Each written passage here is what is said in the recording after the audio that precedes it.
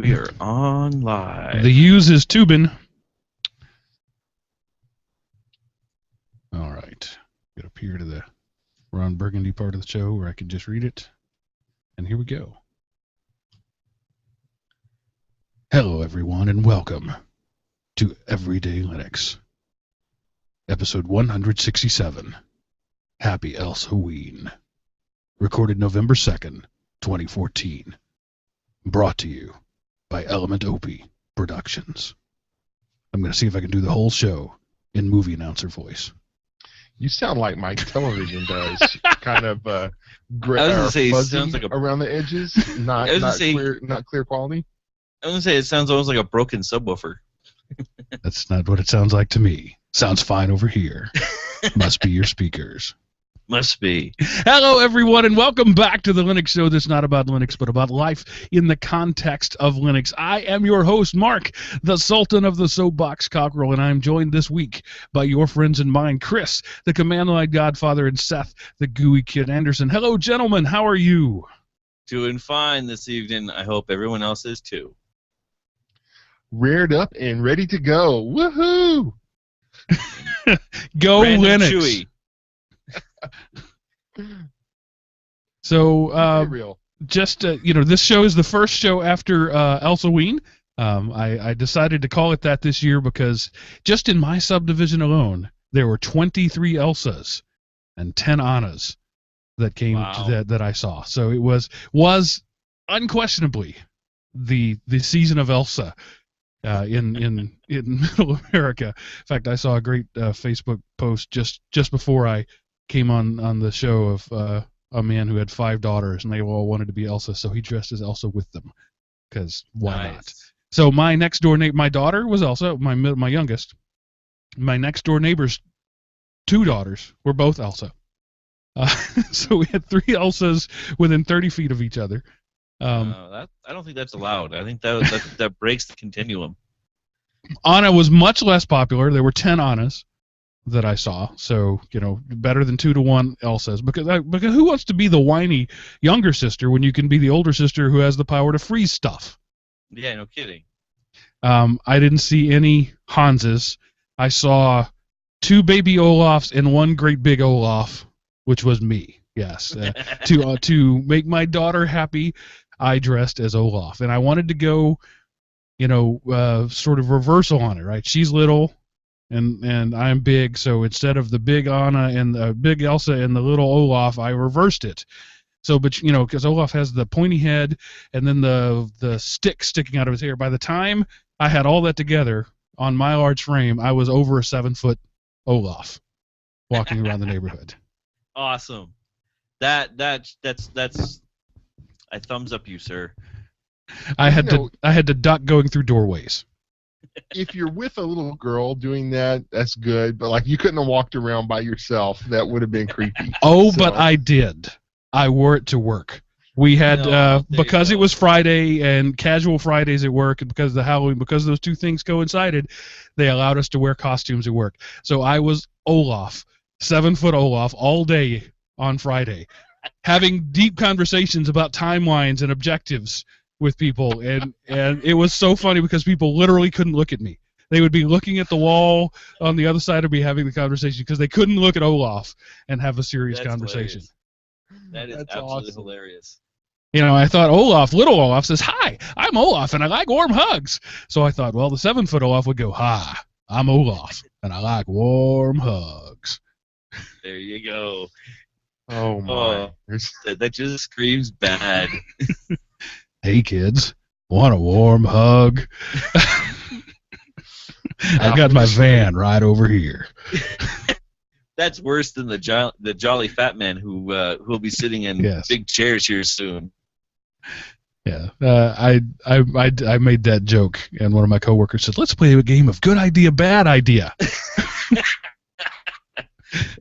That qualifies as a bad idea. You're like, that's a good idea, right? So I haven't dressed in costume since high school. So I decided I was going to have fun with this if I was going to do it. So Giant Olaf, the one negative was I made it out of a fleece hoodie.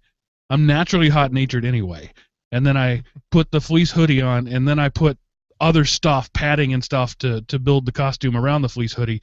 I was boiling in that thing. And it turned really cold while we were out, and actually started raining later that night, like 1:20, 1:30 in the morning. It started snowing here in northern Georgia. And when the rain came down, by the way, it didn't stop a single kid from running door to door saying trick or treat. But the cold wind came through and it started raining. I was like, oh, this is manna from heaven. This feels so good. Nice. Yeah, we didn't have much of anything when it came for. We had a really bad wind. I went for trick or treating, but the winds died down and it just was a nice 20 degrees outside. So we liked it. It was.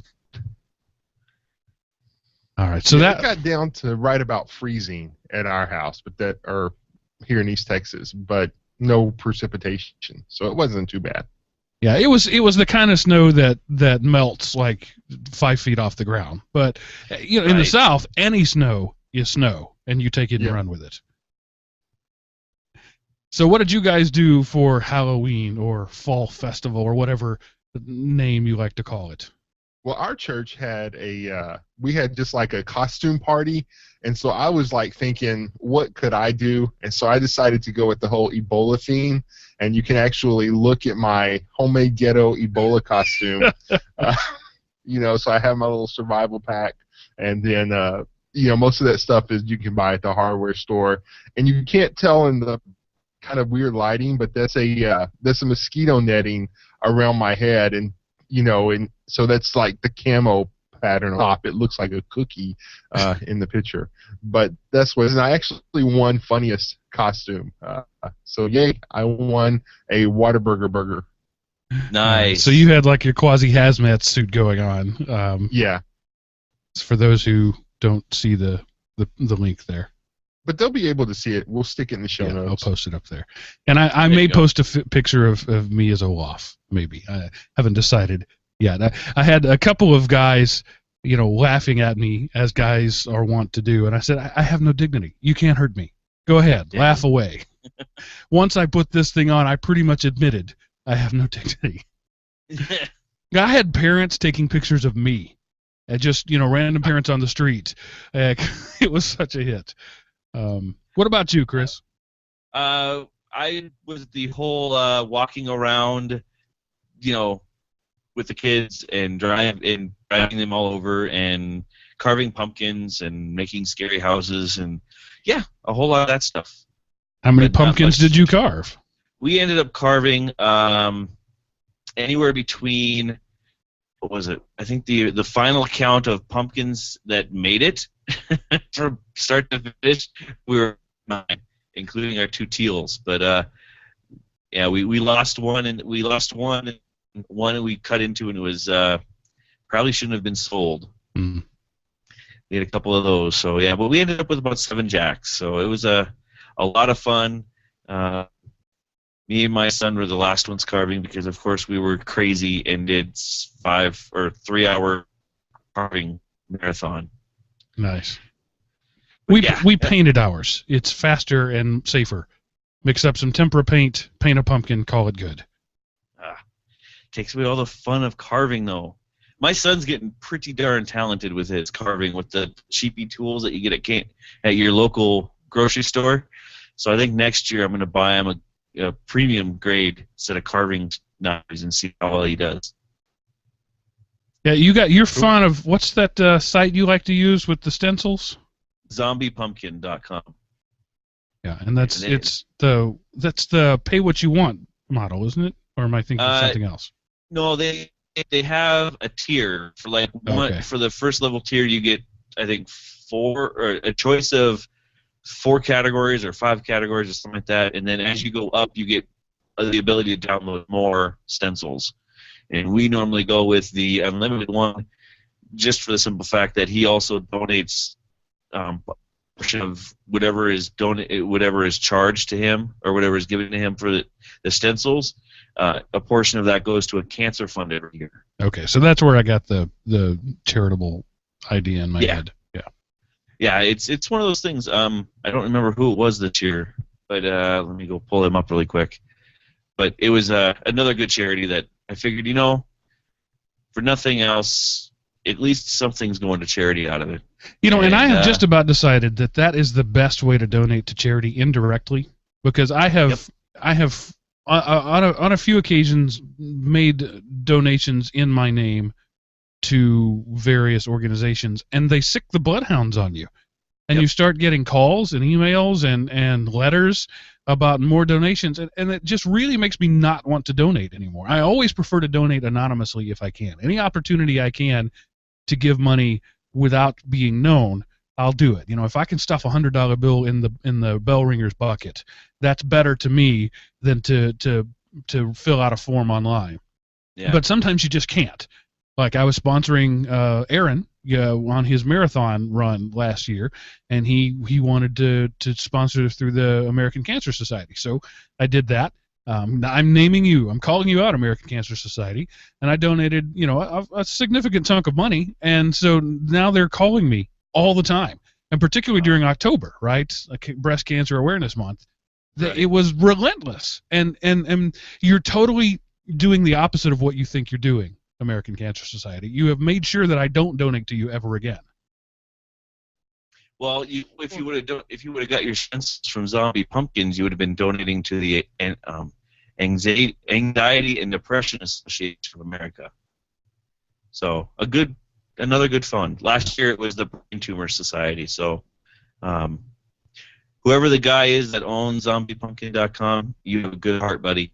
You'll be getting my checks every year. All right, I appreciate that. Now I have a question for the audience. This is dangerous. It always is when you ask this audience for feedback, because they let you know. Oh, yeah. But I'm going to say I'm looking at getting a new phone, and not just because I want a new phone. My Nexus 5 that I have is fine. It's awesome. But AT&T in Atlanta totally sucks. And where I came from, think Mark, you could just say that AT&T totally sucks. You don't really need to qualify that. In the Dallas area where I came from, it was the only game in town. You had an AT&T phone, or you didn't have a phone. Sprint, right. Verizon, none of those guys worked. So, I've been an AT&T customer for 20 years almost, a very long time. I haven't had a cell phone for 20 years, but for as long as I've had a cell phone, it's been with AT&T. And so I moved to Atlanta, inertia, right? It's the same company. I'm comfortable with it. I'm not really interested in changing. But after 2 years of not being able to make or receive phone calls in my own kitchen, I'm kind of tired of it. So I'm looking at switching to Verizon because, again, in Atlanta, Verizon is the company. So, audience, what cell phone should I use that can be used on the Verizon network? As far as I know, Verizon doesn't resell with anybody else. I know T-Mobile uses the AT&T network, and a couple other people use the Sprint network. But around here, it's Verizon or bust. So tell me what phone I should get and what carrier I should use. And I think the carrier answer is Verizon. But what phone should I use? Should I use the Droid? What's the new one? Droid Ultra something? Chris just crashed his Skype. He'll let me know when he comes back. What do you recommend? The Nexus 6? Do I want a 6-inch phone? 6 inch is a big phone. Do I want to move on to a non-Nexus offering and go? I've had HTC phones and I've liked them. I've never had a Motorola phone. Well, not since my flip phone. So what do you recommend, audience? What phone should I get? I'm not telling you that whatever you say I'm going to do. I'm just asking your opinion. Do you guys have an opinion? I'm going to say the Motorola Turbo. The best phone on the market. At least the best phone on the market, at least at this particular moment in time. All right. And so is the Motorola Turbo the one that's pretty much the new Nexus 6?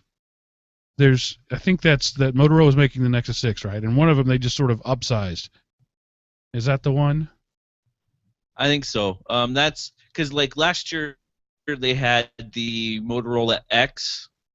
Moto X, yeah. The Moto X, yeah, and the Moto X would have been my phone of choice, except for that they had a horrible camera. The new one, the Moto X2, they got a better camera, but they killed it. They made the screen bigger, and then which of course then killed the battery life. So, it's kind of half and half. So the Droid Turbo is like a 23 megapixel camera, if I remember correctly. Yeah, it's huge, and it's front and back, so you have the same quality pictures on the front camera as you do on the back camera. Out of all the ones that I've been looking at, because my wife is due for an upgrade here in a couple of months, I think that's the one she's going to end up going with because of the simple fact that it covers everything she wants and then some. They say the battery will last 48 hours. We all know that's a lie, but that's okay. As long as it lasts more than 12 hours, or even 10 hours, I'd be okay with the idea. You know what I mean? I mean, as long as it lasts a whole day. And then of course you're gonna have your jump points where you're in your car or at your desk where you could pop it in for 5 minutes. But they say that it's got that fast charge ability where you can plug it in, and 15 minutes gives you 8 hours. So my Nexus 5, I can get 16 hours. That's running it down to 1%. But I can get 16 hours of regular use, listening to podcasts, checking email, that sort of stuff, and that's fine with me. If I can't find a place to plug in for 20 minutes sometime in the 16-hour day, I'm not going to blame the phone for that. And a phone that says it's got 48 hours of battery life, it doesn't. But let's say it comes in at half of that. Let's say it's 24 hours. That's amazing. If I can go all night long, 24 hours, and never have to plug in my phone, that's great. I don't really expect that, but we'll see. But like a saying though, if you would last until from the time you woke up till the time you made it home after your commute, and and that's when you plug it in, I think that's a win. Even if it lasts a little bit longer than that, from eye opening till dinner time, I would be okay with. Yeah, and one of the things that kills a phone more than anything else is weak cell signal. And being on AT&T and having a weak cell signal everywhere I go, this phone may last way longer if it had a good signal. Because if you don't understand how that works, if you don't get signal, your phone will actually crank up the power it sends to the radio and try to listen harder, to use a ridiculously non-technical term, and it'll try to home in on a weak signal by sending more power and actually digitally amping up the antenna, which of course sucks down your battery. Now it does that in pulses. It'll jump up, say, is there anything that I can find right here? No, and then it'll go back down. And then it'll wait a little while and say, can I find a better signal than the crappy one I have right now? And it'll reach out, and if it finds one, it'll switch off, and there's work that has to be done there. There's calculations that take place. That takes battery. And it'll be spend all day jumping between weak cell towers or trying to find cell towers. So that'll kill a battery pretty quickly. And so anybody in Atlanta with an AT&T phone knows that's the way it goes. Unless you're downtown Atlanta, you don't have any signal. Certainly up north up here. I don't know, down south it may be better. But in my office building, on the 8th floor, so I'm 100 feet or more up. You'd think it would be the optimum place to get a signal. I get 1 bar at best. Wow. Here we're in your company won't put a booster in? No. Why would they? It's my phone. It's not their phone. Well, no, but you'd think that they'd put a booster in because you work for a hospital. You'd think they'd want all their phones are on their entire building. All their phones are on Verizon. They work great. As long as their phones work on Verizon, they don't care about my phone on AT&T. I guess the thing I'm trying to get my hands around, I guess all the cell tower or the cell boosters we get up here are they're multi channeled, so we get not just one cell company, we get other ones too. So I guess if it was my company, I'd want any of my companies to have good cell service, not just one section. No.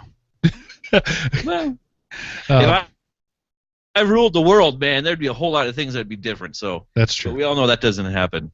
100 gigabit to the desktop for everybody. That's right. That's the platform I would run for president on. Fiber optic to the doorstop.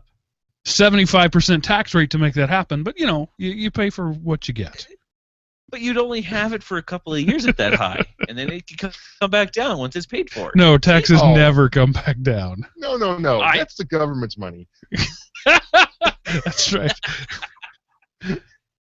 Again, the difference if I ruled the world or not. Technically, no government, and any government, has any money. Even monarchies. It's not their money. It's your money. They're just grabbing it. They're holding onto it for you for a better day, right? That's what always makes me mad when people get a big tax return. Ooh, yay, I'm getting a big tax return. No, you made the government an non-interest-bearing loan for a year. That's not something to be happy about. But how else would the government keep going, Mark? If people like me didn't loan it money interest-free, somebody's got to do something to support all those people who don't do anything but scam the system. All right, we're veering way down into the political land. So, anything else you guys want to talk about before we jump into our listener feedback for the week? I was just going to say, Mark, your next phone needs to be a phablet. You need to have 8-9-inch screen minimum. Well, I would call the Nexus 6 a phablet. Pull it off though. It's Mark. Yeah. I've got the hands. I could make it happen. That's what I mean. You have the hands. You could pull off a phablet. I got little itty bitty hands, and even my HTC M8 looks weird in my hands. Yeah, well, that's one of the things I've been considering with the I love the Nexus family, and this is a 4.9 something inch phone on the Nexus 5, a full inch bigger than that, a half inch bigger than the iPhone 6. That's a big freaking phone. Yep. And I don't.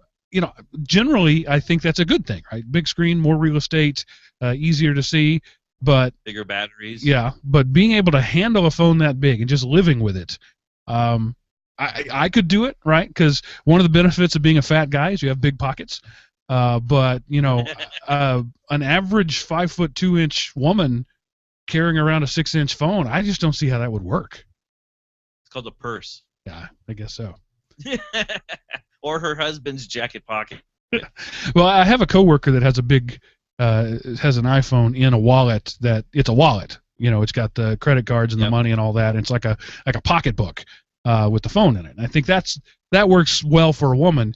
But if I tried to do that, I would be laughed out of, even bigger than wearing the Olaf costume. But also, I was going to say, my little brother pulls it off. He's got the giant Note. I don't remember how big the newest Note is, but that thing's huge. Yeah, see, a guy can get away with carrying like a notebook, right? If it looks like an attaché or a leather folio, he can get away with that. But a guy carrying a checkbook, a pocketbook, it's just not going to work. Full checkbook, no. Yeah, all he's got in his credit cards and his cash and his license, and everything else is... No, he doesn't carry it. I was just commenting. See, we're going way off the rails, but that's okay. That's what we do here.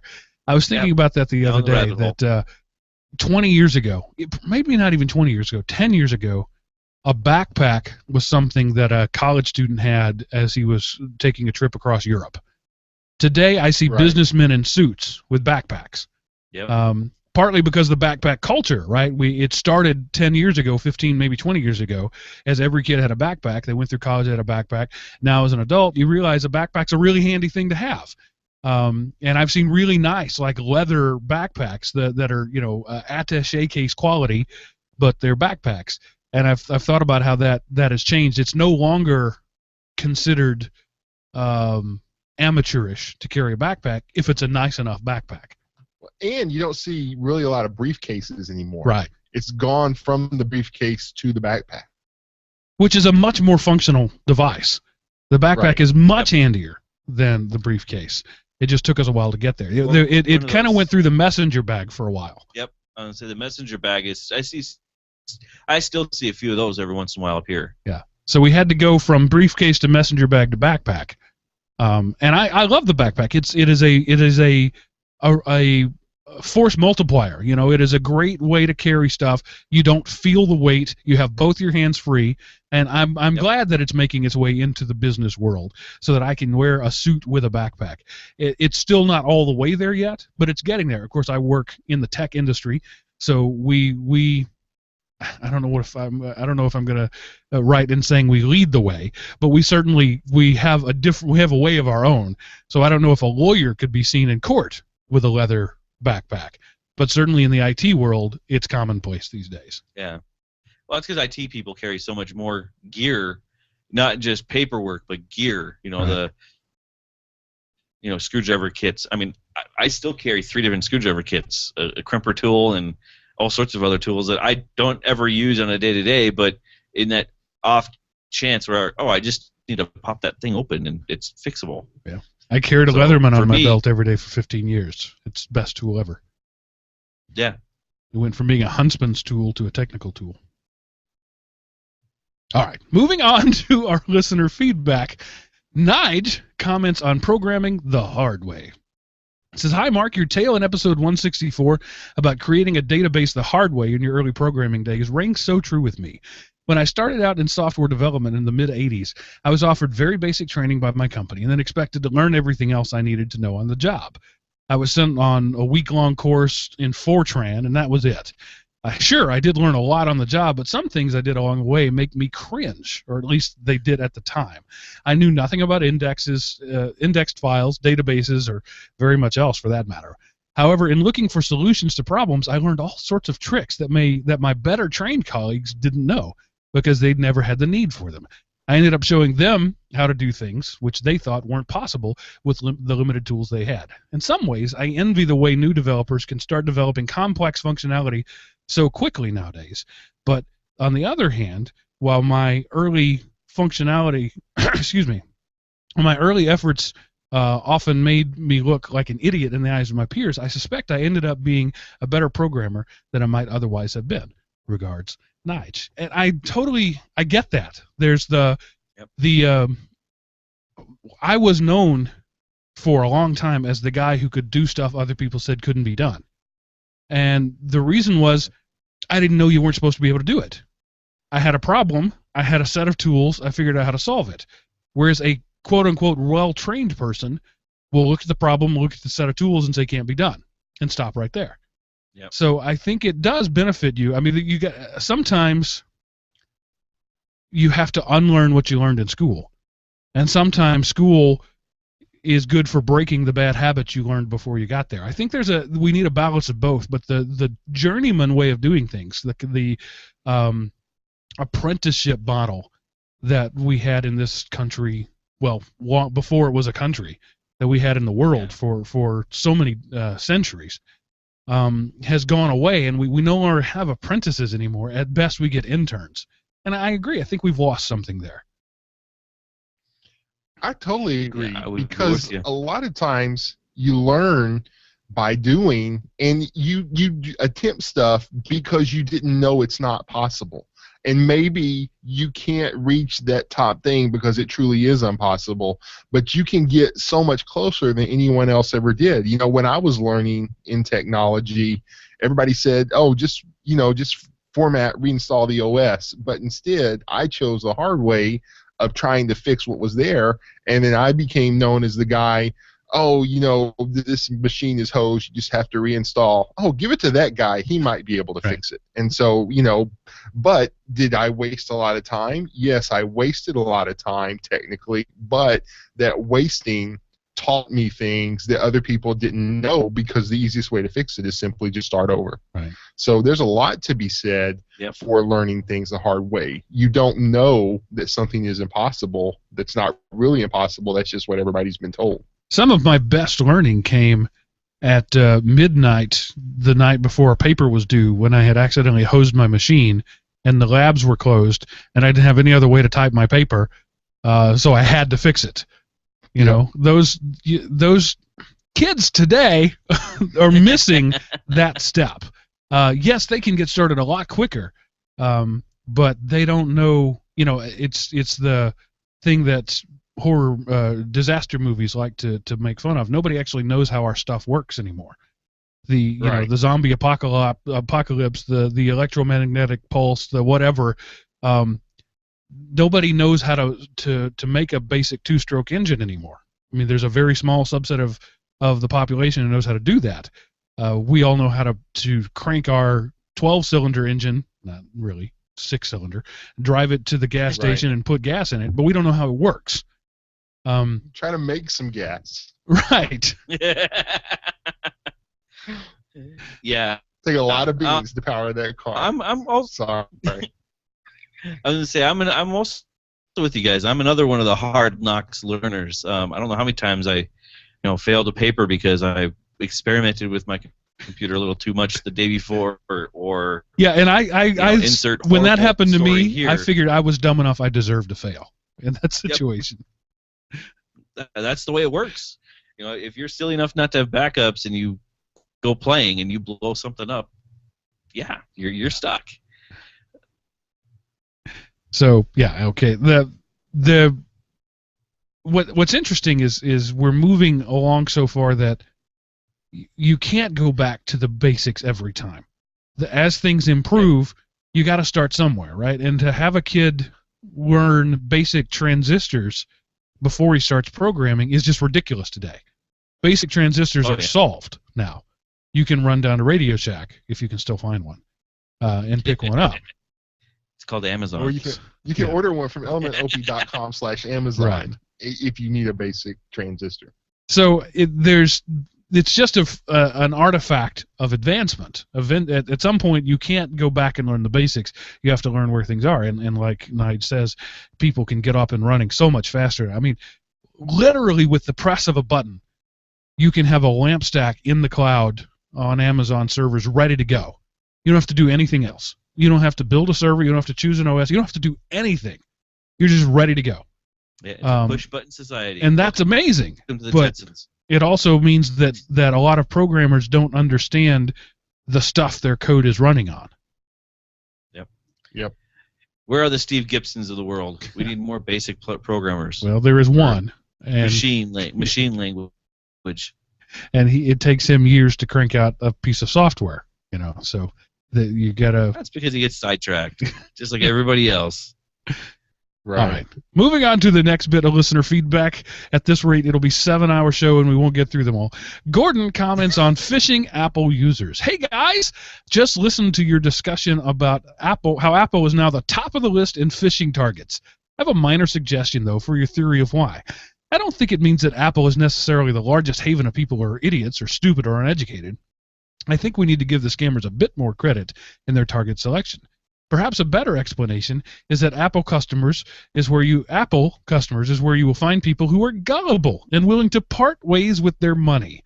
After all, Apple has made a killing targeting their advertising at that specific marketing demographic, and it would be a far more lucrative one than just going after unintelligent idiots. Just a thought. Keep up the great shows. Gordon of Warwick, New York. I apologize for my reading skills tonight. Apparently, I need to go back to first grade. So there you go. It's not that Apple users are dumb. It's just that they have money and they're willing to give it away. Can't argue with that. Yeah, I can't. It's Seth will argue with it. Go ahead, Seth. I do want to get on to Gordon for, throwing a little too much reason and uncommon sense into our debate. But, he does mention the gullible nature of the Apple gerbils or sheeple or whatever you want to call them. So I'll give him props for that. All right. And next up, William says he knows how to chow down on Chow Chow. Hi, guys. I just wanted to say Chow Chow was indeed a thing in Central Texas. My great-grandmother made it every year in the 50s. This was in Williamson County near Austin. She was a third-generation Texan. Her family did come from Tennessee originally, I believe. I love the show.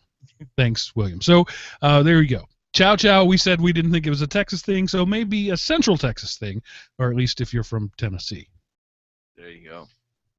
Oh, because, most Texans aren't originally from Texas. So, well, that central area there, Central Texas area, is very German, right? And German. As I commented on, the Chow Chow that I tried was cabbage-based, a very popular pickling of cabbage is a very German thing. So the pieces all sort of fit together there.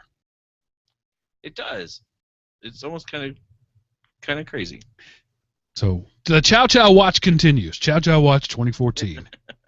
See, it's weird, though, because I can trace back to a castle in Germany, but I don't know Chow Chow. So, weird. So the Anderson clan is from Germany? Well, not the Andersons, but on my mom's side. Ah, okay. It goes, and they come through Central Texas, and there's a castle in Germany, and I actually found it online, so I showed it to my mom, made her day. But yeah, if it was on the internet, it has to be true. Definitely. It does. All right, next up, GP warns about leaving your camera unattended. You said to reach out in EDL 166, so I'm reaching out. Thanks for providing amusing entertainment. There was a mention of, unattended phones. Reminded me of a military deployment back in 1997, back when you still had cameras that used actual film that required developing. Soldiers would often send undeveloped film home to the family and loved ones to develop. There was an unwritten knowledge that you should never leave your camera laying around unsecured. Well, a captain left his camera in a helicopter. A bunch of soldiers took various shots of their privates, and I don't think he means rank. The captain did send the film home to his wife to develop. Tisk, tisk. Whoops. Anyway, have a great day, GP. Oops. I remember those days. I've developed a couple of what the moments when I opened up the film packet. I don't think that's a finger. I won't go any farther on that subject. Let's just say I think I probably still have some rolls of film undeveloped, because that's what we do with our digital cameras too. We take the pictures and never look at them again.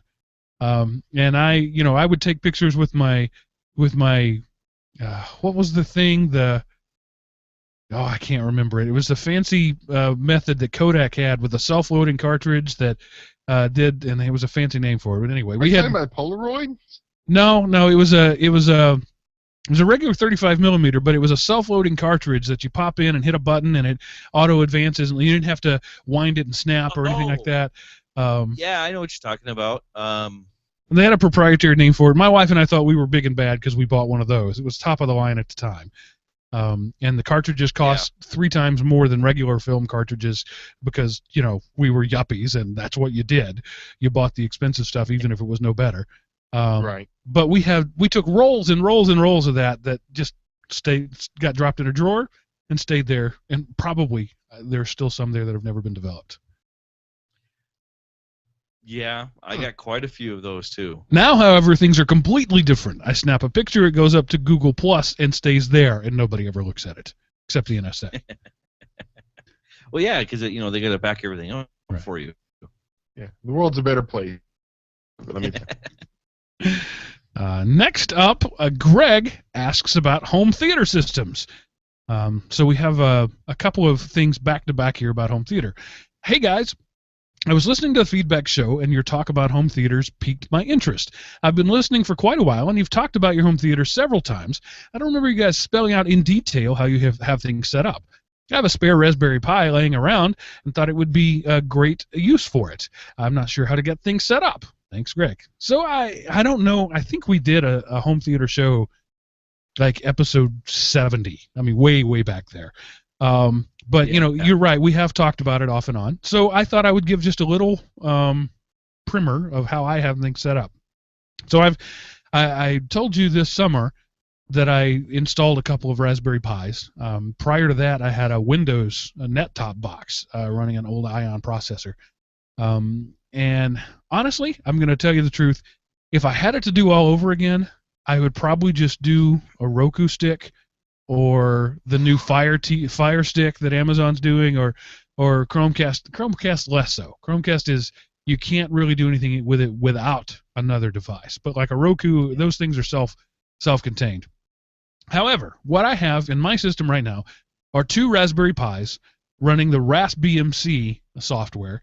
I bought the whole kit from elementopi.com/Amazon. The Raspberry Pi, the case, the power supply, the preloaded RaspBMC memory stick, the HDMI cord. What else am I forgetting? I think. And the Wi-Fi plug-in, and a little keyboard mouse combo that's RF. The whole kit was under $100, and so I bought it. That's not bad. Yeah, and I have a couple of hard drives that I have plugged in directly to it, that I have my media ripped onto. And so Raspberry Pi downstairs is hardwired. It's not wireless. It's connected by the 100 meg connection on the Raspberry Pi. Raspberry Pi upstairs has the little Edimax, EDIMAX. I remember that name. It was an $8 Wi-Fi chip, USB, that I popped into it. And it shares the library via UPnP. So I update the library downstairs, the one upstairs gets it automatically. And the beauty of that is I can start watching a movie downstairs, pause it, go upstairs, and when I hit play, it'll resume from where the other one does because they're sharing the same library. So the Raspberry Pi HDMI cable down both upstairs and downstairs. I have a surround sound decoder. Upstairs is just a cheap little bookshelf unit, combination DVD, 5.1 surround sound. I think I literally paid $50 or $100 for it. Wasn't much at all. And so that's my rig. So everything goes in the Raspberry Pi. It stumbles on true high def content. When you go 1080p, it'll stutter a little bit. 720p, it's fine. That could be the cheap cables. You know, the monster cable guys will tell me if I buy their $1,000 cable, it'll work better. I think it's probably the hard drive connection more than anything else. I don't think it's actually the Pi's inability to do it. I think it's the inability to move that much data that quickly over a USB 2.0 connection. That's my guess as to why it stutters. But for everything else, it works fine. I have a Plex plugin, a Plex server rather, on another computer because I needed more beef than the Raspberry Pi could handle. It reaches out also via UPnP, grabs the same library off the XBMC or the RaspBMC box, and serves that up to our tablets and my phone when I'm out, and web interface and that sort of stuff over the internet. All of that together, you know, I paid. I think I bought the lifetime subscription to Plex for, I think it was $100. Totally worth it. And that's my setup. I rip everything as soon as I get a DVD. I rip it. I put it on the hard drive. Right now I'm up to 1.5 terabytes or so of data, about 300 movies and another 200-ish TV episodes, and I've got room to spare. So that's what I've got. Chris, what about you? I'm fairly similar to that, but my house is all Roku units. I put a Roku on every TV in the house, just for the simplicity of things. I'm playing with the Chromecast because I found a super cheap sale on it, and I think what I'm going to end up using that for is when I go to people's houses and we want to watch something off of my collection, because it's tied through my phone, so then I just plug it in and it's done. But other than that, everything goes through a little access. I have my pfSense router that does all the switching for everything, and it's going over 802.11n to everything. But I'm finding out that the Roku units kind of choke on anything that's over 720, and I'm thinking that's more bandwidth to the units than anything else, because if they're hardlined, they work brilliantly. So I'm actually debating on running cable down to all the Roku units because they just work better. Copper will beat wire radio any day. Oh yeah. Well, I understand that, and this was never a permanent solution when I put these into place. I wonder if this will work. It's only, what did I end up spending on the 3 Rokus? I think I ended up spending $190 for all 3 of them. So for $190, I got to try 3 Roku units, and they all can stream at the same time. I'm not having any issues with Netflix or Plex, coming off of my little server. The only thing I did find out, though, is I'm not sure where my choke point is. If I have the Plex server running on one machine but the library in the other, streaming just is not happy at all. So currently all the media is on one machine with the server itself, and that will probably be changing here as soon as I can squirrel away enough money to upgrade my NAS box. Yeah, so I went with I want an appliance type interface. Yep. And I literally at this point can hand my universal Logitech Harmony remote. It's worth the money, people. Just buy one. To my 6-year-old, and she knows what to do with it. She swipes the screen away because it's a touch screen. She pushes the watch a movie button. Things flicker and blink, and all the inputs go right. It comes up to the RaspBMC interface. She arrows down to the movie she wants. She clicks the play button, and it goes. You don't have to spend that much money to have, because in order to do that, you have to have an infrared sensor as well. And then you got to be able to program your remote with to match the infrared sensor that you can. I bought. It's called China Vision. You can pick one up for literally. This is not an exaggeration. $4 on Amazon. Wow. And free shipping. I mean, it takes 6 weeks because it ships out of Shenzhen, China, and that $4 is their year's salary. But you can pick one up for, if you want one from the States, I think you can, if you're a Prime customer, you can pay maybe $12 and get one the next day. But so I have those up both upstairs and downstairs, and I have Harmony remotes both upstairs and downstairs. As I bought a new one, I moved the old one upstairs, that kind of thing. But there are times when you got to have a keyboard to interface with it. When it guesses a movie wrong, when you need to type something in, you can browse the web on them. It's poor, but you can do it. So I bought it's a little, I'm holding my fingers up, not that you can see it on the stream, a 6-inch at the most little keyboard with a touchpad in the middle of it. And that was $20. And again, you can find them on Amazon. I don't remember the brand name. But that's when I keep that in a drawer next to the couch, and when Daddy needs to do something, he pulls out the little keyboard and mouse, clickety clickety clickety. But for the most part, it's all just remote, and it works perfectly. And with the Roku stick, again, it comes with its own remote. So you got your TV remote and your cable box remote or whatever, and the Roku remote. I wanted to not have the babysitter problem, where you have to have a document that explains how the babysitter can watch TV. And I've been there. Years ago, I was there. I had a document that I would put under the TV or under the remote, remotes, plural. And the Harmony remote solves all of that. And it just does everything. So that's the interface I was going for. And I've got the 5.1 surround sound because I'm into it. You don't have to be. If you're just in a college dorm room, stick a Roku stick on that thing and be done with it. If you've got a spare Raspberry Pi laying around like Greg does, RaspBMC is great. Plex has a Raspberry version. I would probably go with that if I were to do it again. I just didn't know they had that before I set up the RaspBMC setup. So that would be my recommendation today. Get a Roku stick and stick Plex on it, or get a Raspberry Pi if you want a more DIY thing and use the Plex server on it.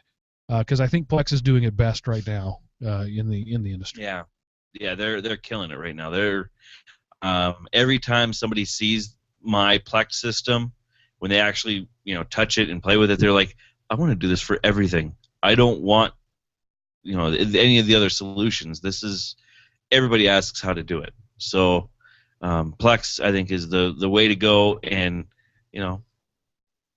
give the guy some money. He's great. Yeah, Dave Jones in the chat room says he ran into the same problem with his Roku and the Roku 3 and ended up hardwiring it to fix it. So that when you're streaming 1080p over Wi-Fi, that's fine if that's the only thing you're doing. But if you have anything else on your network, you're going to start taxing it. Well, and like I said though, when I'm streaming, all 3 Rokus can be streaming at once. But when we fire up one of the Blu-ray rips, that's when it's pretty much forget about it. Yeah. If they're DVD rips, they're fine. And in my opinion, a Blu-ray rip is not significantly better than a DVD rip. No. All devices today upsample. So my 480p upsamples to 1080p, and yes, there are artifacts, and yes, if I were a hardcore purist, I wouldn't live with that.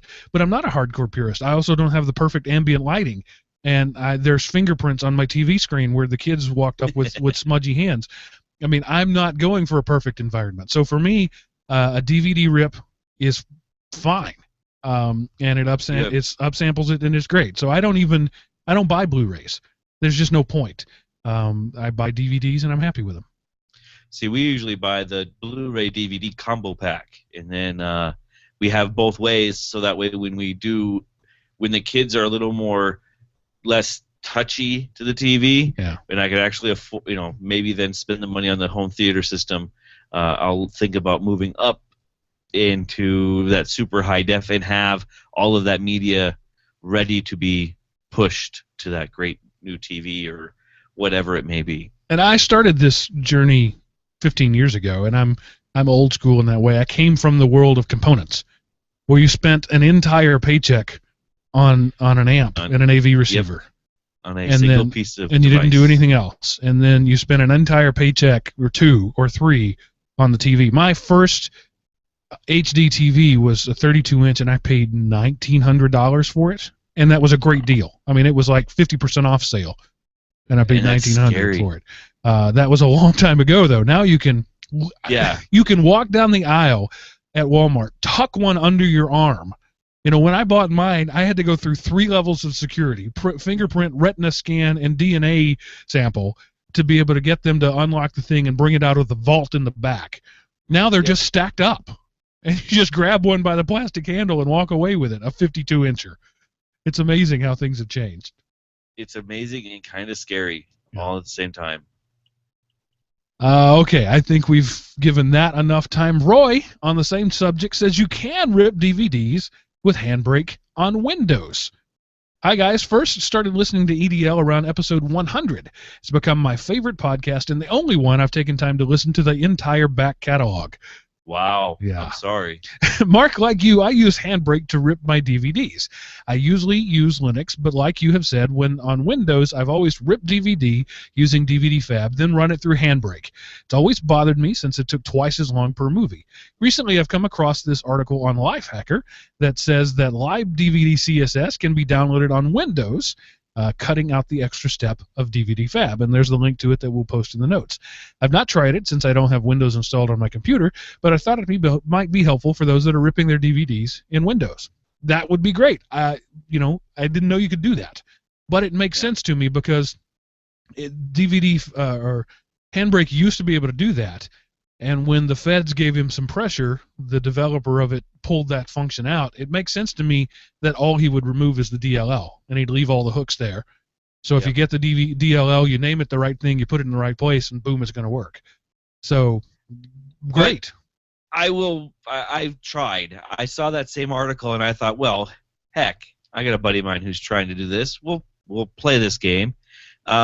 You run into the same problem that you do in any other version if you're not using any of the commercial level unencryptors, so to speak, where you'll run into a couple of DVDs where they just don't flat out work. You just can't rip them. And which is true with Handbrake on Linux as well. So that's a limitation of the live DVD CSS library. Exactly, it is. And the only way I found around it is I ended up doing a VM of Windows with what is it, AnyDVD? Yeah, AnyDVD is a good one. I use DVD Fab. Yeah. Well, I paid for the lifetime version of AnyDVD HD, so I could do Blu-ray and DVDs. So that's the way I ended up working around. On the ones that just will not flat out rip in Linux, I throw it into my virtual machine and do it that way. It slows it way down, but I'm guaranteed to have it then. Carb M1 in the chat room says he uses the live DVD CSS version on Handbrake on Windows, and it works. So that's good. That's good news. But like Chris, I'm at a point now where the only time I find one that can't work with Handbrake is not going to work with Handbrake anywhere. So that's when I go to my Windows box and bust out DVD Fab. AnyDVD is good. I've used it. I just fell on DVD Fab because I like the interface better. And it's always free for ripping. It's got a bunch of other features that you have to pay for, but the basic DVD decryption is always free on DVD Fab. So what I do is I rip it to an ISO, and then I feed that ISO to Handbrake. And it's an extra step. It takes longer, but for the latest Marvel's movies, all on Disney, or probably when the Transformers movies, whatever, the new blockbusters come out, tend to be the ones.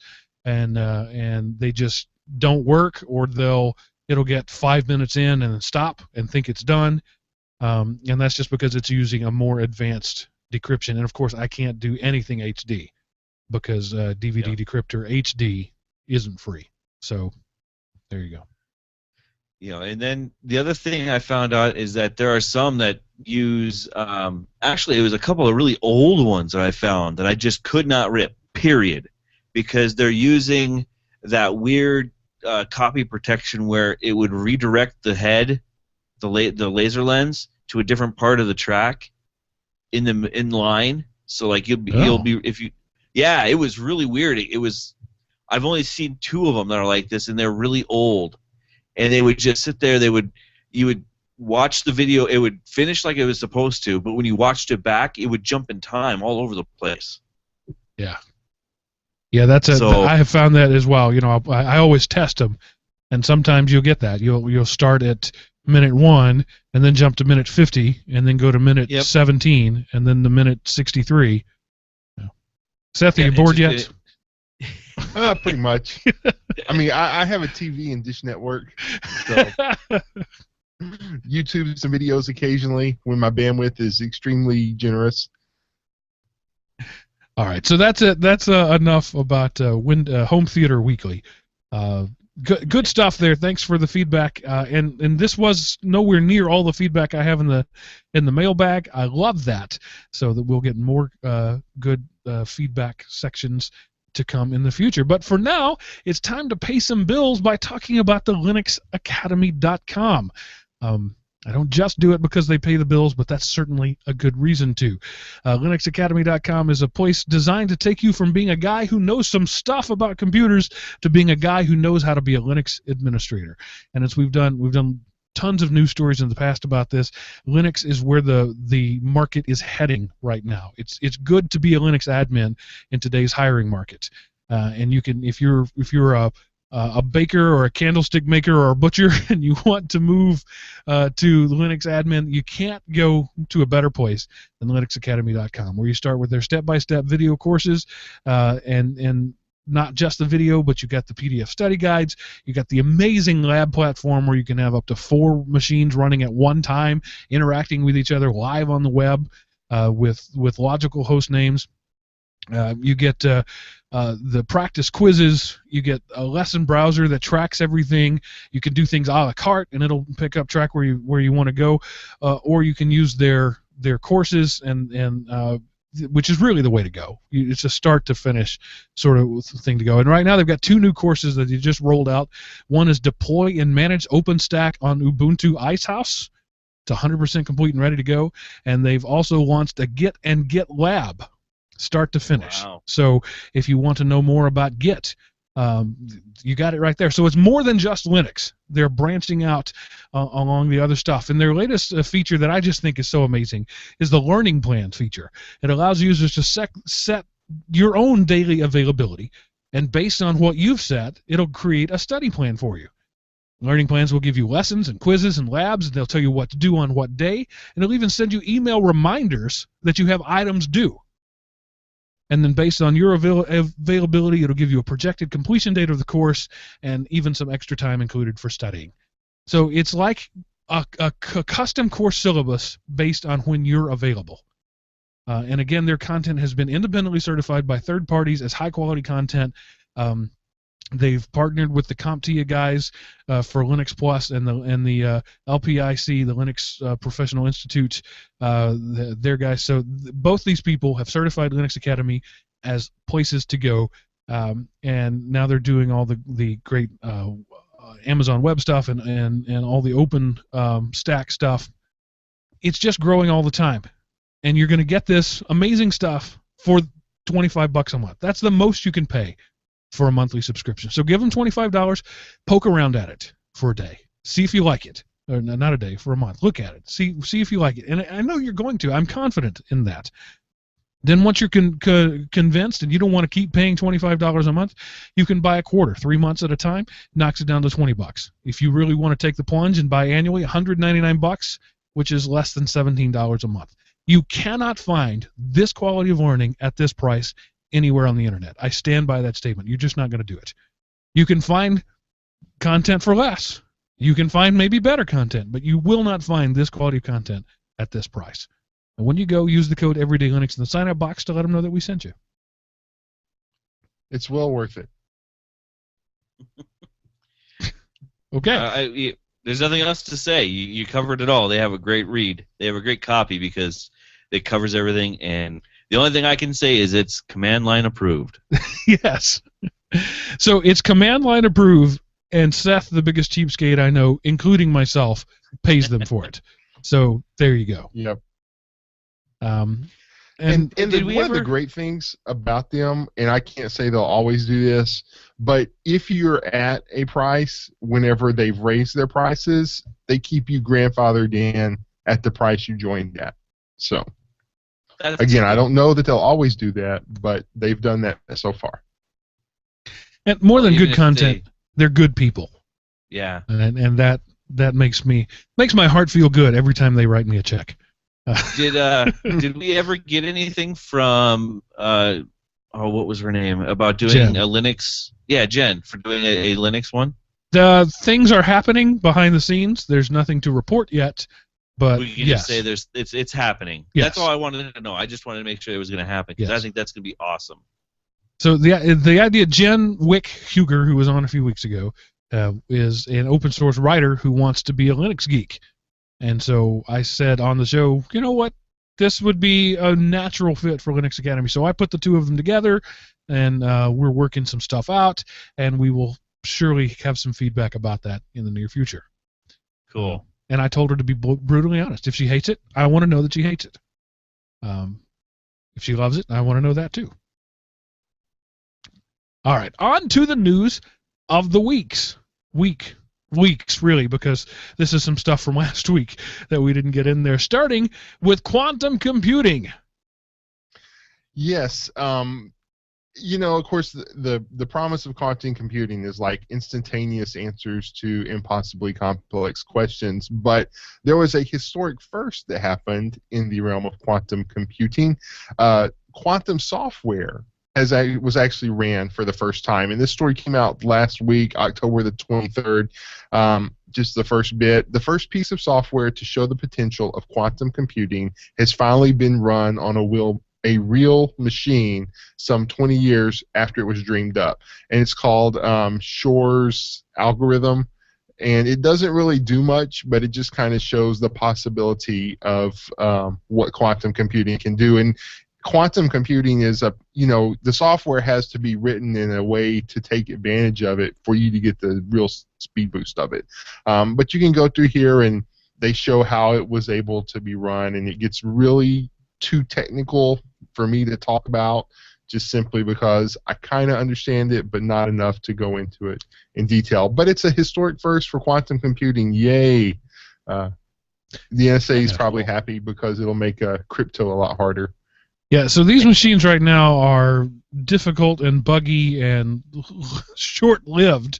They sort of evaporate into smoke after a little while. But I think most people think they're the future. They may be the distant future. I think there will be another intermediate step. We'll move from our transistors to something else before we get to quantum computer. But who knows? It'll be cool when it happens. I've been wrong more than once, even today. So... voter fraud, it's the election day is this week, and we're always concerned about voter fraud. So now you don't have to buy votes, you can just program them. Yes, this story comes out of Chicago, and this guy went to vote, and he realized every time he marked a thing for a Republican that also a vote would be counted for the Democrat as well. And he took it to the attention of like the election judge, and like they did something to let it go through the way he wanted to. And don't get started on the whole liberal versus conservative. That's all the Democrats do. I don't want to hear that crap because both sides are probably doing it. Just this is one where the machine malfunctions because, of course, I know nobody would cheat, but the machine was malfunctioning in the Democrats' favor.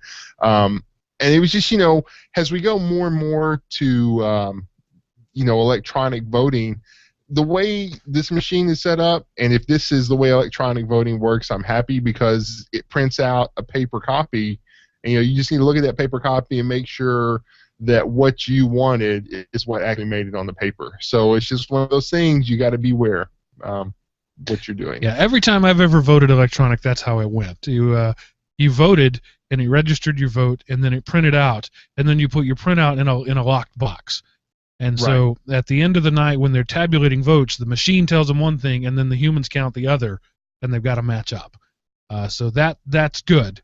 But if you're not paying attention, and the machine votes the way that you don't intend to vote, the paper doesn't help. So you got to have that human element. And I've said this many times before. Computers make things more efficient. They also make cheating more efficient. So I don't think electronic voting is a bad thing. But I think you got to be better than the guys who want to cheat, and I think internet voting will always be a terrible idea. Yeah, definitely. Yeah. I know.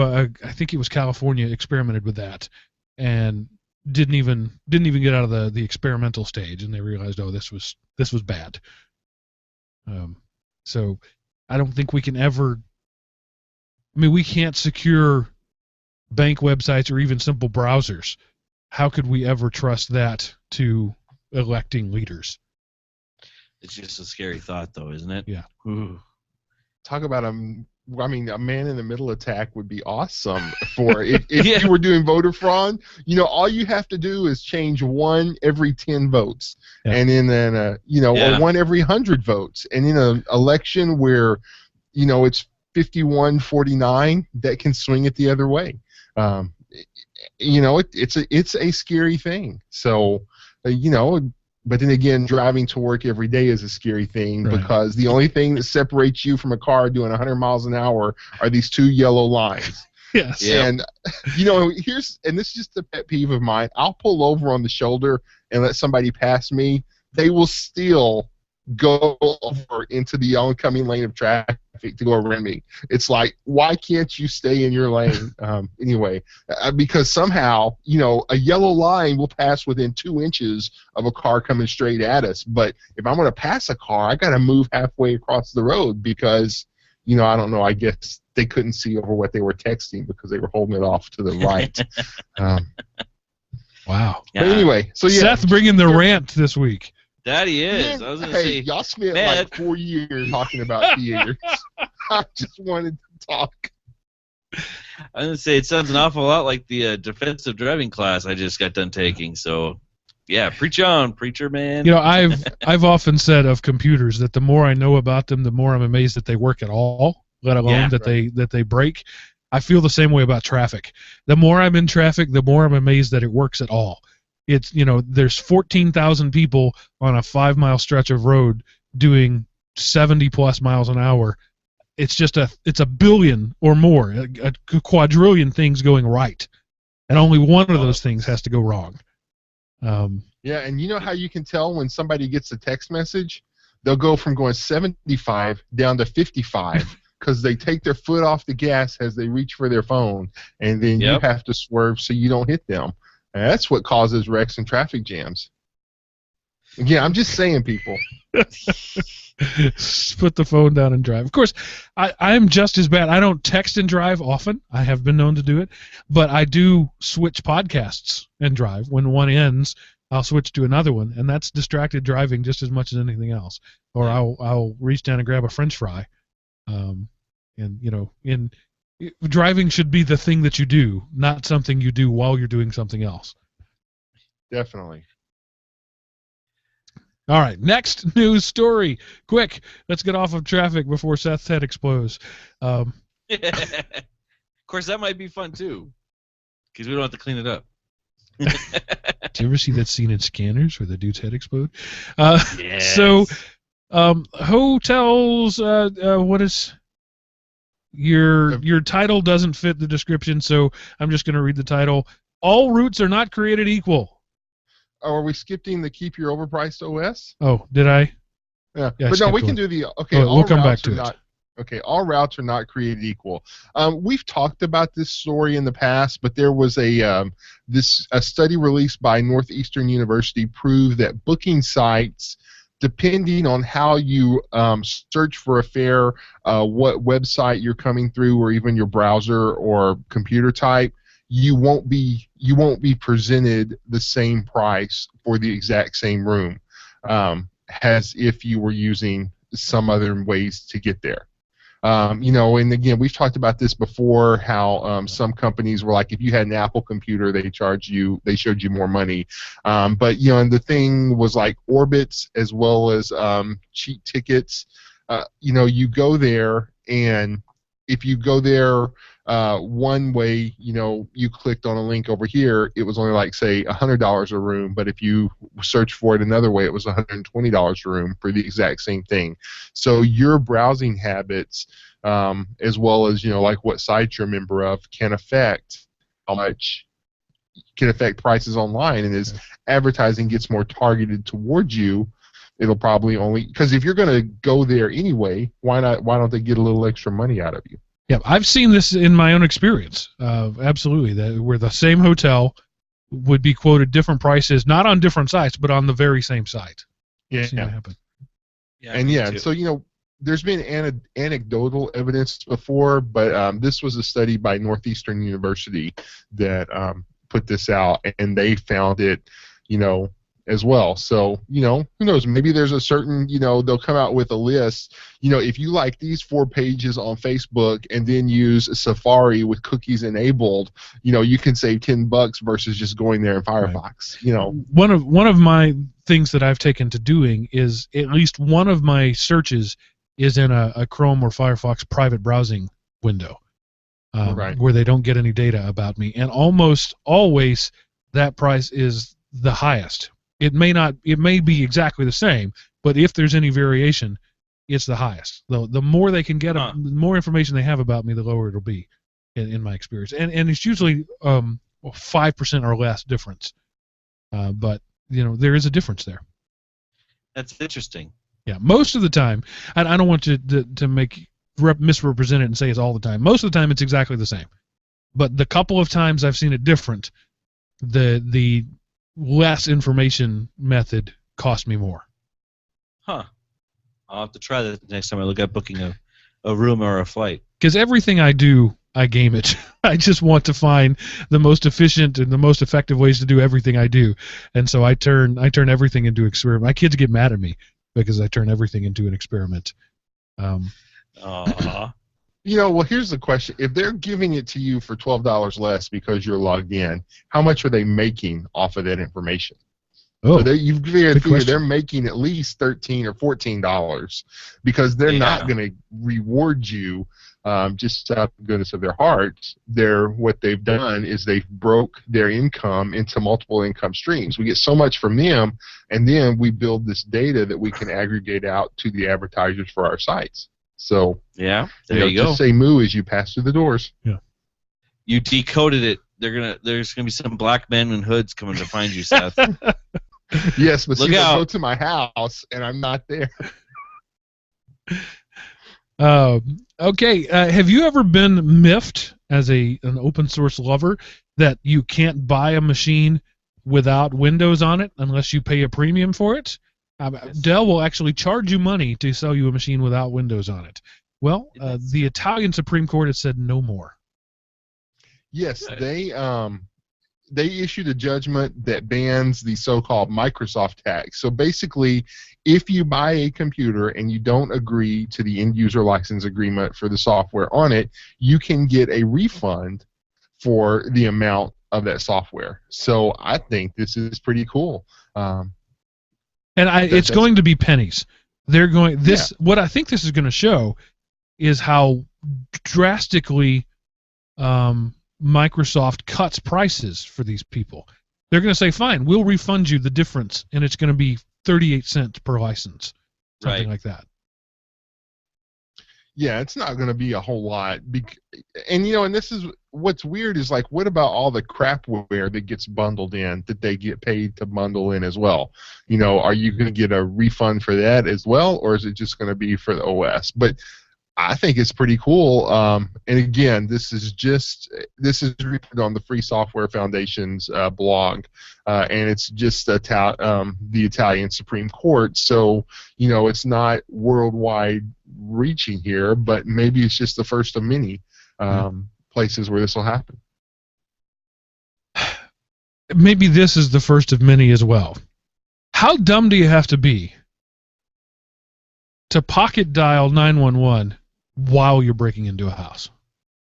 Yeah. Now, just to let you know, there's a video that plays on this website. So, turn your speakers down, or just, don't have them cranked up, or you're listening to something. So anyway, I just wanted to let you know that. But yeah, these two people were arrested in Roswell, New Mexico, because somehow, part of me just wants to cry BS on here, because I don't know how you pocket dial 911.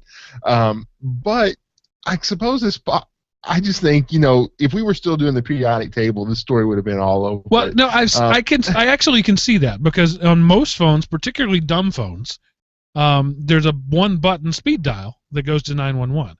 Okay. Even smartphones, the lock screen will often have an emergency call. On Android, it doesn't go straight to 911, but maybe on the iPhone it does. But assuming these guys had like burner phones that weren't smartphones, I could totally see them accidentally dialing 911. And I once left my wife a 45-minute voicemail of a car ride because I had butt dialed her. So I could totally see this happening. But what makes this even better is they were discussing the intimate details of the robbery they had just pulled off. Yes. And so the police sent a patrol car to the address that they were talking about and found out that it had been burgled. I guess that's a good word. And then so they were able to track these people down and arrest them. And of course they claimed that we didn't do anything wrong. Oh, and we lost him in mid-sentence. In the world will never know. Oh, Seth, come back. All right, well, I think we've heard the most of that one. One of my favorite things in this article is that at one point the song Wanted Dead or Alive by Bon Jovi could be heard playing in the background. There's irony for you right there. That's awesome. And now you, dear listener, are singing that song as well. You're welcome. Yeah. I'm one of those unfortunate but lucky souls that I don't get very many earworms to stick in my head. No. But the ones that are always the worst are the Moni Monis. You've probably heard the old song, This Is the Song That Never Ends, camp song the kids used to sing. Yep. For my wife, she can't resist that song. And so all I have to do is just hum a few bars. And she will punch me. Oh, yes. And so my wife's the same way. I actually enjoy doing it just because it's so much fun. In the morning when my kids won't wake up, when I'm trying to wake them up, that's my punishment to them, is I will start singing a song that I know will get stuck in their head all day. Because I give them like 3 times to get up, and if they don't, I start singing. Seth, what was it you were going to say? We heard you say like the worst thing or the best thing. I forgot even what it was, and then you went away. I'm not really sure. We're lost in there, but I kept talking because I didn't realize the call had dropped till I was at the very end. So, what point I dropped out. So, like I said, the world will never know. Maybe when I'm editing, I can put it back in there. All right, so let's move on now to what I believe is our last news story of the week, and it is, what are cell phone companies up to now? Lessonslearned.org.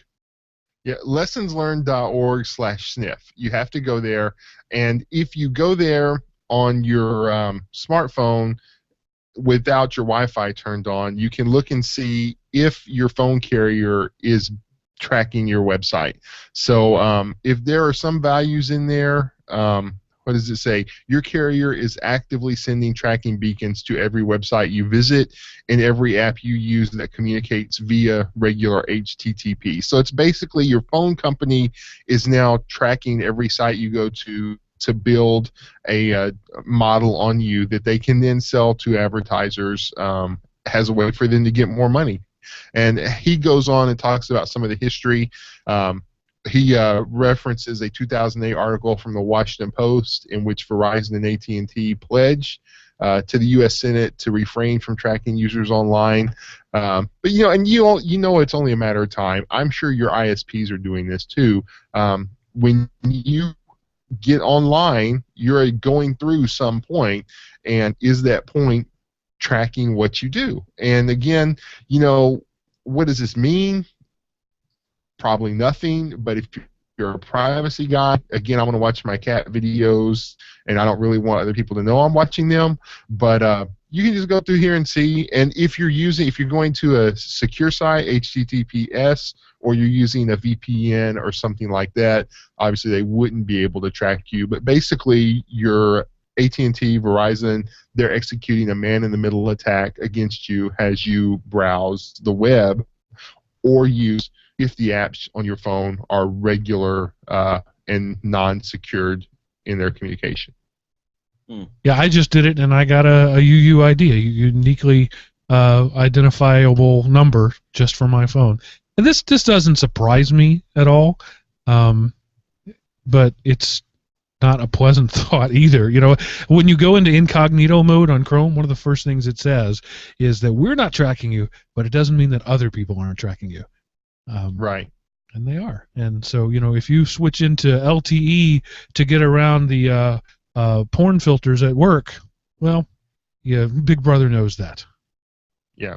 So you're gonna have to set up like a VPN to your house or something if you don't want Big Brother to know, and then it'll just be your ISP, or somebody's gonna know. Then you can blame it on the boy, right? The teenager. Yeah. Yeah. Yes. Yeah.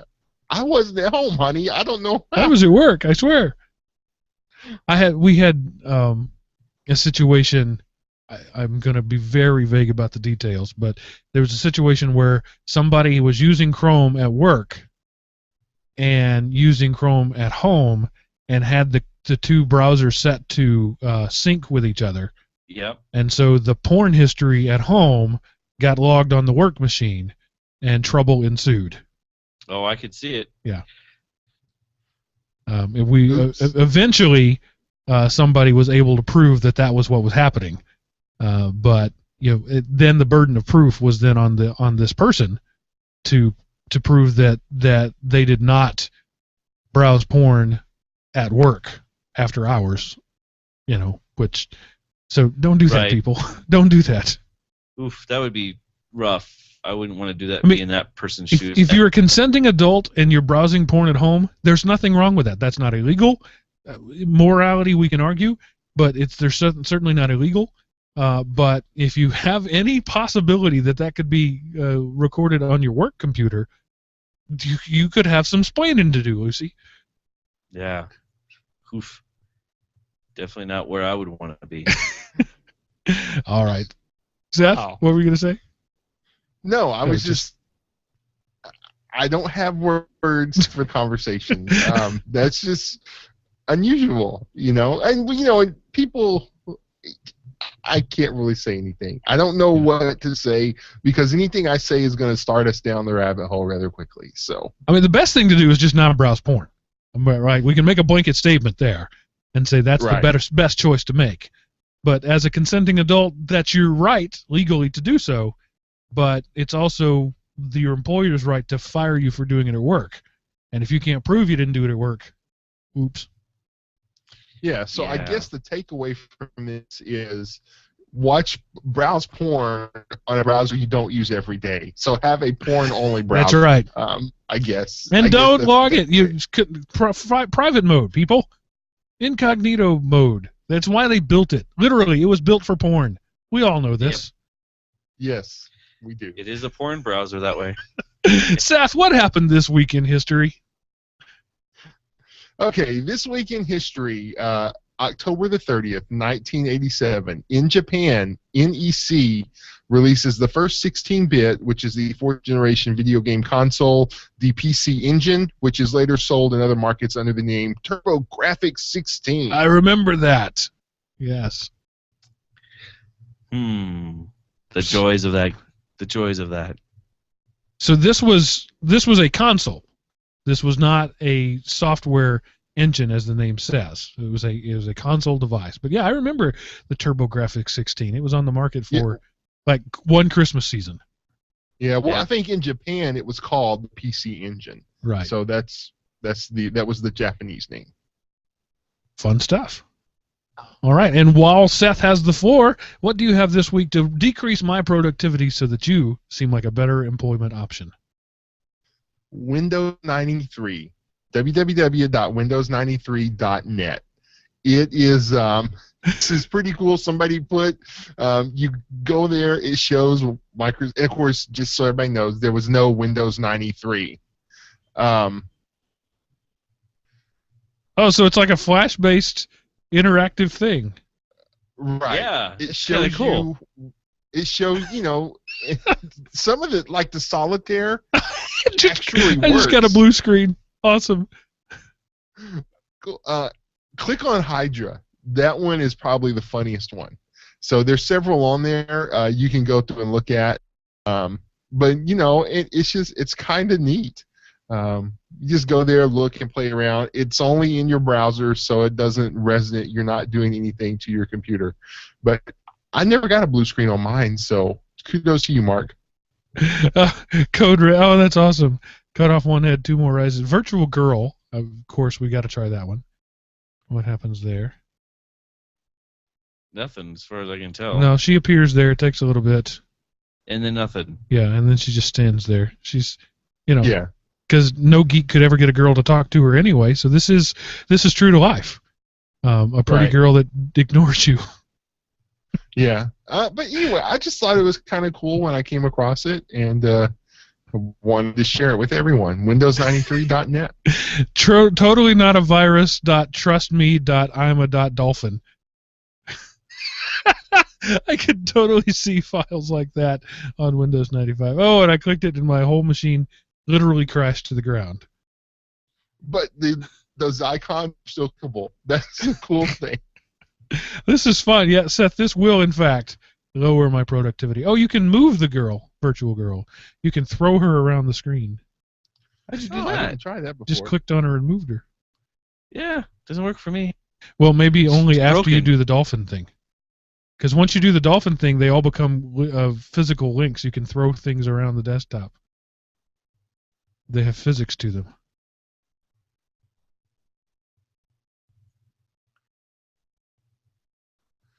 But yeah, there you go. Windows 93. I'm sorry, Seth. You're gonna have to finish the show now. I'm playing with this. Yeah, I'm done.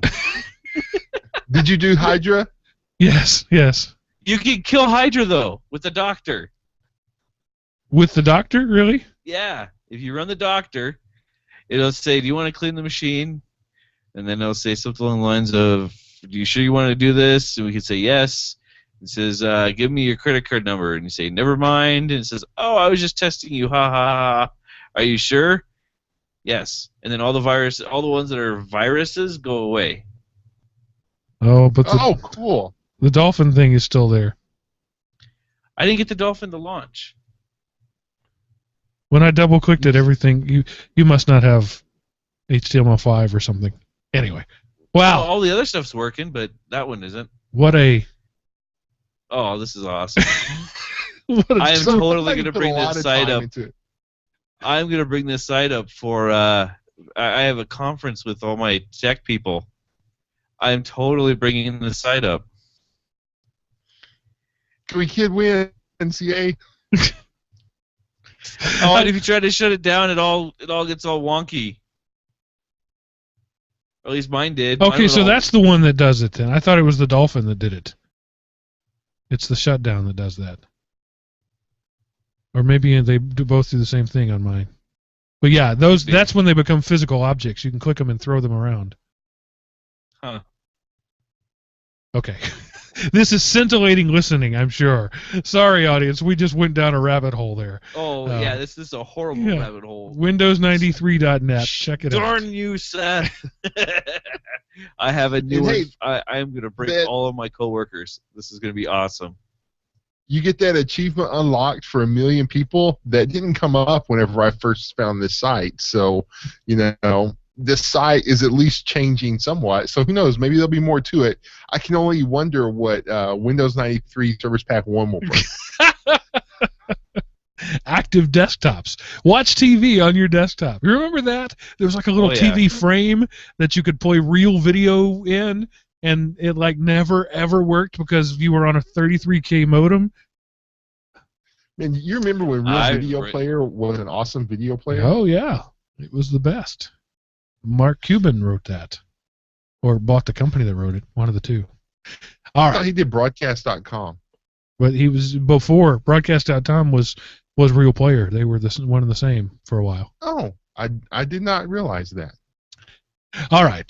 This is the part of the show where I tell you how you can reach out to us and tell us how boring it was listening to us play with Windows 93.net for 7 minutes on the show.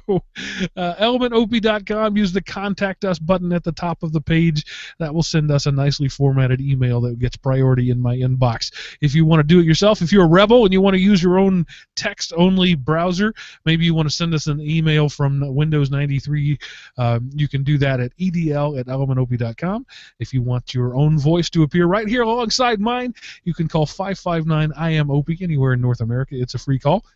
You can call it anywhere in the world, but it's free in North America. Leave us a message, and we'll play it on the air. We love to hear from you. Keep the feedback coming. The best thing you can do from us, short of giving us money is awesome, but if you're not willing to do that or not able to do that, the best thing you could do for us is tell other people about it. I know it's painful to ask this audience to, but if you can log on to iTunes and leave us a rating and a review, that would be awesome. If you're unwilling to do that, however you get the app, however you get the show, whether it's Stitcher or Dogcatcher or whatever, anytime you see a rating thing, use it. Tell people about us to install a Podcatcher on your great aunt's computer and make her listen to Everyday Linux, whatever you want to do. And if you're interested in T-shirts, if you want me to do like a Teespring thing, were we on the show before that? I don't think we were on the show when we started talking about that. So Teespring is this thing. It's not new, but I just recently discovered it, where it's like an Indiegogo or a Kickstarter for T-shirts. You have a T-shirt design, and you put it there and say 100 people or 50 people or 75 people, whatever, sign up, and you go in and you quote-unquote buy a T-shirt, but you don't get charged until the goal is met. So say I put it at 100, nobody gets charged anything until 100 people buy a shirt, and then they print the shirts and sell them. And because you're buying them in bulk like that, they're cheaper. So if you went to our site at Zazzle.com and bought a T-shirt, they're super expensive. They're nice shirts, but print on demand is very expensive. So we were talking about doing something like that. So let us know if you're interested in a T-shirt. If I get enough interest out there, I'll go ahead and have a logo commissioned and get something done, and we'll try to do a T-shirt thing like that. But I need to know if there's interest. Let me know, and we'll do that. So there you go. Sudo, send us an email and let us know what you think. Chris, Seth, as always, appreciate you being here. Good listener out there. Bad listener, too. We love having you around. And you're the reason we do this show, and so thank you for being here with us. And for now, I'm going to say that ends this episode of Everyday Linux. Bye-bye. See ya. All right, and one viewer still watching on YouTube. Nice hanging out with you. We'll see you later.